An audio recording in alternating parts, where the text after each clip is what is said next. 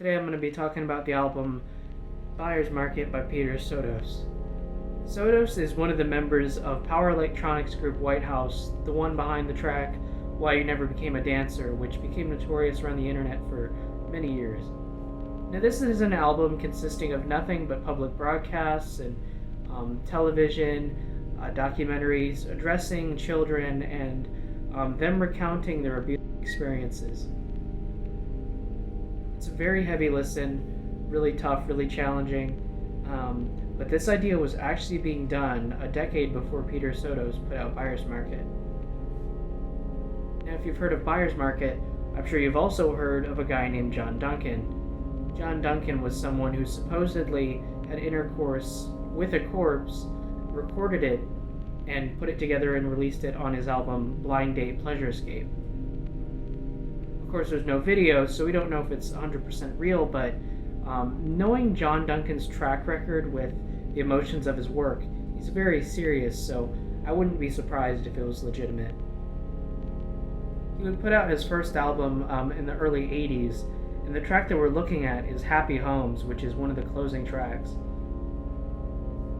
This isn't even a collection of public broadcasts.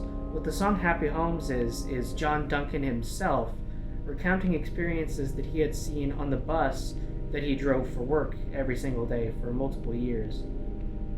And despite being only 3 minutes in length, it's equally as heavy-hitting as anything off of Buyer's Market. And they were dragging a pillowcase behind them, and there was a 6-month-old baby in it. And I called the police when I found out what was in the pillowcase. How did you learn what was in there? Well, just from the way the route was set up, I had to go back and do routine. Yes. Just part of my job. Yes.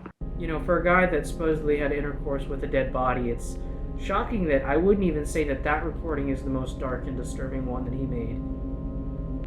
I would highly recommend checking out John Duncan's work if you like extremely experimental or drone-based music.